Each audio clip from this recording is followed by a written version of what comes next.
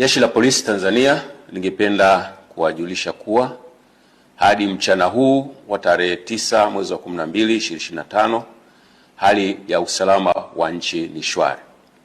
Vyombo vya ulinzi na usalama vinaendelea kuimarisha usalama nchini sambamba na kulinda maisha ya watu na mali zao. Aidha, Jeshi la Polisi lingependa kutoa wito kwa wananchi kuendelea kuzipuuza picha mjongeo na picha mnato zinazoendelea kusambazwa kwenye mitandao ya kijamii zikionyesha kwamba kuna maandamano yameanza maeneo mbalimbali. Taarifa hizo sio sahihi.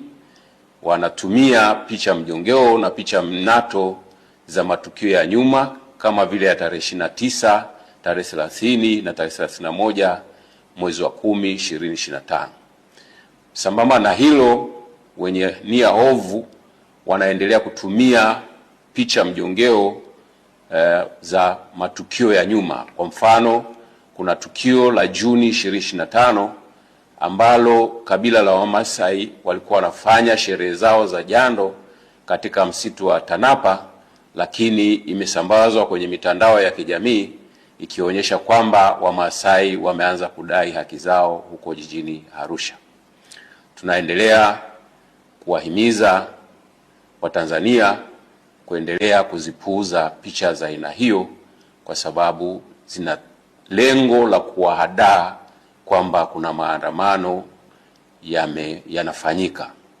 Ikumbukwe kwamba maandamano hayo ambayo yalikuwa yanapewa jina la maandamano ya amani yasiyo na kikomo yalipigwa marufuku toka tarehe 5 mwezi wa 12 2025 kwa sababu hayajakidhi matakwa ya kisheria ikiwepo sheria mama, yani Katiba ya Jamhuri ya Muungano wa Tanzania ya mwaka 1977 na sheria ya polisi na polisi wasaidizi sura 322.